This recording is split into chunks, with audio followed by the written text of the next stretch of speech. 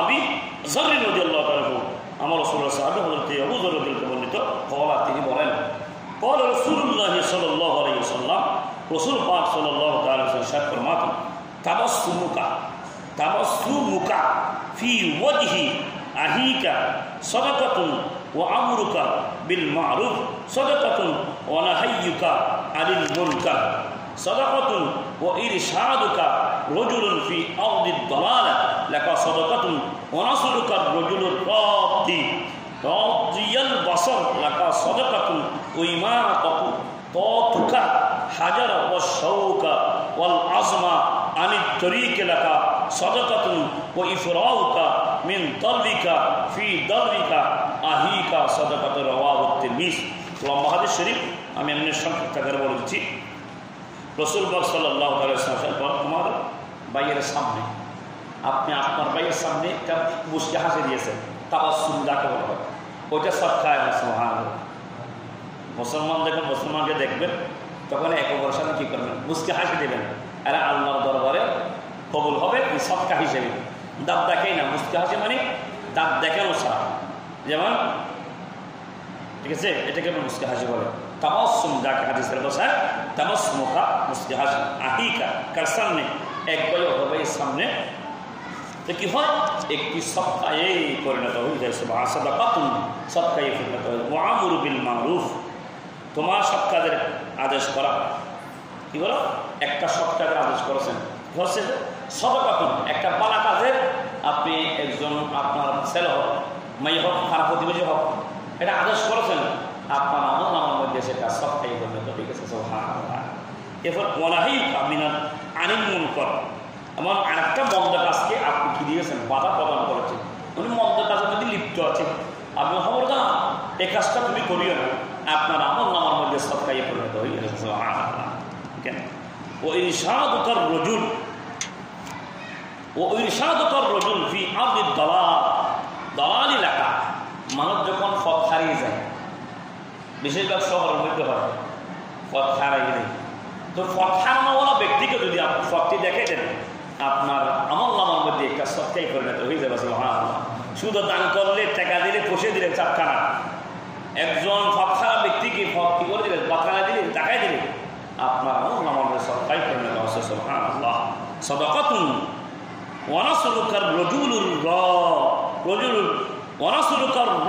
রাদিল বাসর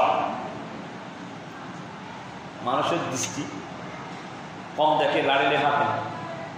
তো আমি এদিকে যাচ্ছি, এদিকে রাস্তা ঠিক আছে, বাংলা মানুষ হ্যাঁ ঠিক আছে, কম দৃষ্টি দেখে একটু একটু দেখতেছে, নারায় মনে পড়ে যাবে অথবা সামনে গাড়িতে পড়ে যাবে। তা আমার রাসূল বলতেছে কম দৃষ্টিওয়ালা ব্যক্তিকে চোখের তাকে তুমি কি অফারটি ক্লিয়ার করে দাও, দেখাই দাও অথবা সহযোগিতা করো, তোমার আমলনামার মধ্যে সৎকায়ে পরিণত হয়ে যাচ্ছে। সুবহানাল্লাহ। সাদাকাতুন সদকা ও ইমাতাতুকা হাজারা ওয়া শাওক। দেখেন আরেকটা জিনিস, রাস্তা হতে ইট ফাঁকেন এমন একটি ফাঁকর আপনার এই গ্লাস ভাঙা কাটা জাতীয় জিনিস পড়ে আছে, তখন আপনি যদি সেটা হাতে নিয়ে কোনো কিছুর মাধ্যমে নিয়ে যদি যেখানের মধ্যে মানুষ হাঁটা চলা করে না ওখান থেকে নিয়ে যদি আপনি রেখে দেন অথবা ডাস্টবিনে রেখে দেন, আপনার আমলনামার মধ্যে সরকার সওয়াব লিপিবদ্ধ করে দিচ্ছে। সুবহানাল্লাহ। এরপরে ওয়াল আযমা আনিত তরিক লাকা সাদাকাতুন। কি হচ্ছে? হাড্ডি, উদাহরণ দিতে হাড্ডি, ওরকম কঙ্কর, ইট, আপনার লোহার জাতীয় জিনিস, যত এরকম জিনিস আছে আপনি যদি ফেলে দেন রাস্তা থেকে আপনার আমলনামার মধ্যে সাদাকায়ে পরিণত হচ্ছে। সুবহানাল্লাহ। ওয়া ইফরাগুকা মিন দালবিকা ফি দালবি আখিকা সাদাকাতুন। দেখেন কত সুন্দর, তোমার ফাত্র থেকে তোমার ভাইয়ের ফাত্রে নি পানি দিলে। ওই একটা মুরব্বিদের কথা শুনেছেন, তোমার ফাত্র থেকে তোমার ভাইয়ের ফাত্রে পানি ঢেলে দেওয়া তোমার সদকা। তার মানে কি? আপনার তরকারি রান্না করেছে, আমার রাসূল বলেছে তরকারি রান্না করেছেন, যদি গোস্ত রান্না করেন একটু পানি বৃদ্ধি করে দেওয়ার জন্য বলেছেন, পানি বৃদ্ধি করে দেওয়ার জন্য বলেছেন। কেন? আপনার প্রতিবেশী যদি কোনো তরকারি না থাকে আপনার থেকে যেন তাকে দিয়ে তারা কি করতে আহার করতে পারে সুবহানাল্লাহ। অথবা এমন একজন ব্যক্তি আপনার ঘরের মধ্যে এসে উপস্থিত হয়েছে, ফকির হোক মিসকিন হোক, বলতেছে আমি বহুদিন পরে অনাহার, অথবা আমি সারাদিন অনাহার। তা আপনারা 3 জন পরিবার আছেন, সাপোজ 3 জনের জন্য আপনি রান্না করেছেন আধা কেজি চাউল, তা আধা কেজি 3 জনের জন্য বরাদ্দ হয়ে গেছে, প্রতিদিন রান্না করেন মিলে। তো যদি আধা কেজি চাউলের মধ্যে যদি 2 মুঠ বৃদ্ধি করে দেন, 2 মুঠ আপনার মুঠে, তাহলে ওই 2 মুঠটা হবে যে ব্যক্তি আপনার কাছে আসছে আল্লাহর পক্ষ থেকে ফকির বা মিসকিন, আপনার ঘর আসছে ফকির, সাপোজ ফকির, তখন আপনার খাবার থেকে তাকে দেওয়ার জন্য আর টেনশন করতে হবে না সুবহানাল্লাহ। এটা সরকারের হাদিস শরীফ। যারা হাজির তাহলে মনে রাখবেন, আপনার ঘরের মধ্যে গোস্ত রান্না করছেন, গোস্ত রান্না করার মধ্যে কি করবেন, গোস্ত যদি বৃদ্ধি করতে না পারেন কিন্তু জোলটা সুরবাটা কি করবেন, গ্রামের ভাষা জোল, সুরবাটা কি করবেন, একটু পানি বৃদ্ধি করে দেবেন, এটা কি হয়ে যাবে, বৃদ্ধি বাড়ি যাবে। তখন তরকারির সাথে যখন জোল দিবে, মজা হলে স্বাদ হলে জোল দিয়ে মেখে মেখে খাবারগুলো খাওয়া যায় সুবহানাল্লাহ। প্যারা হাজরিন, এই জন্য রাসূলুল্লাহ সাল্লাল্লাহু আলাইহি ওয়াসাল্লাম একটা হাদিসের মধ্যে, অন্য হাদিসে রাস্তা আদবের কথা বলেছে। আমরা রাস্তা হাঁটি, যখন তরিকের কথা বলা হচ্ছে, রাস্তা থেকে খারাপ জিনিস ফেলে দেওয়ার কথা বলা হয়েছে। দেখেন রাস্তার আদব 6টি, আমরা ছোটকালে যেটা আমরা পড়েছিলাম ও হাদিস শরীফ।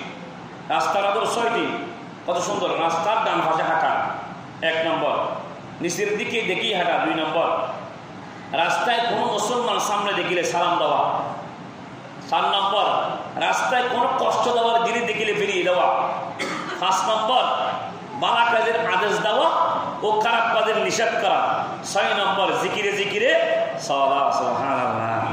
দেখেন এই হাদিস শরীফ বুঝাইছি প্রথম থেকে। আর একটা হাদিস সেটা একদম ক্লিয়ার করে দিয়েছে, এই হাদিসের মাজদা, এই হাদিসের সাম্যম্য ওই হাদিসের মধ্যে চলে আসছে সুবহানাল্লাহ। প্রিয় হাজিরিন, এখানের মধ্যে একটা কথা বলি, রাস্তা আদর্শের মধ্যে 1 নম্বর বলছে কি, রাস্তার ডান পাশে হাঁটা।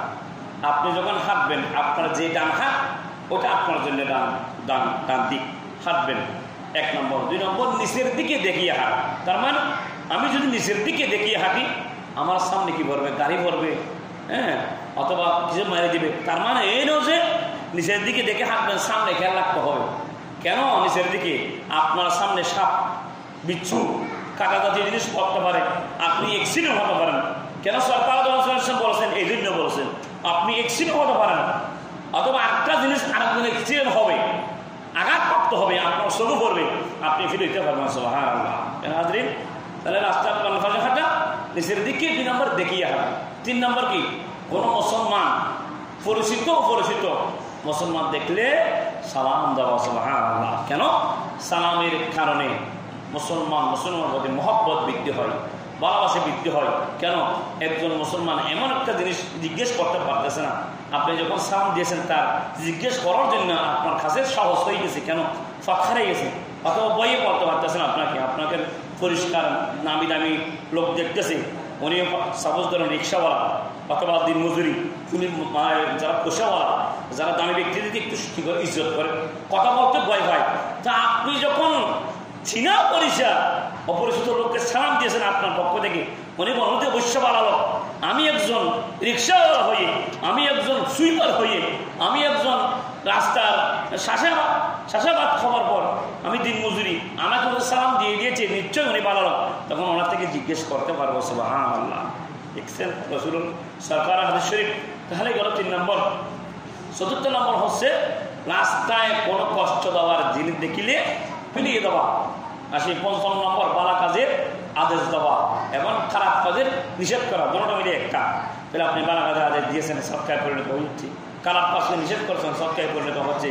আরেকটা কি, শেষটা হচ্ছে জিকিরে সালাহ। জিকির মানে লা ইলাহা ইল্লাল্লাহ, আল্লাহু সুবহানাল্লাহ, আলহামদুলিল্লাহ, সুবহানাল্লাহি আলহামদুলিল্লাহি ওয়া লা ইলাহা ইল্লাল্লাহু আল্লাহু আকবার, অথবা আস্তাগফিরুল্লাহাল্লাযী লা ইলাহা ইল্লাহু ওয়াল হাইয়ুল কাইয়্যুম ওয়া আতুবু ইলাইহি সবচেয়ে বেশি লা ইলাহা ইল্লাল্লাহ আফজাল যিকরি কালিমাতি লা ইলাহা ইল্লাল্লাহ লা ইলাহা ইল্লাল্লাহ পড়ে যখন আপনি পথ অতিবাহিত করবেন কিয়ামতের ময়দানে যতটুকু পথ আপনি অতিবাহিত করে চলে গেছেন ওই পথটি কিয়ামতের ময়দানে আপনার জন্য সাক্ষী হয়ে দাঁড়াবে করবেন আল্লাহর ওই রাস্তা বলবে ও আল্লাহ আমি আরবকে আমি জমিনকে সৃষ্টি করেছেন আমি জমিনের উপর লা তামশি ফিল আরদি মারাহা আল্লাহ আপনার বান্দা গর্ব করে আমার উপর বিচরণ করেননি এমনভাবে উনি বিচরণ করছে এমনভাবে হেঁটেছে আমি আরদের উপর আমি জমিনের উপর জিকির করে তার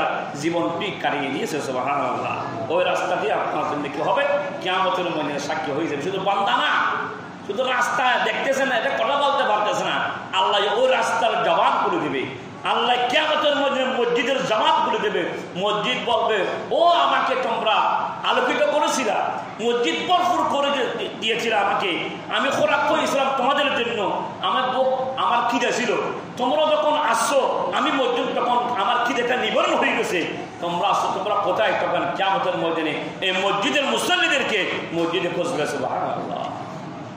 হাজিরিন একটা কথা খেয়াল রাখবেন এখন শহরের মধ্যে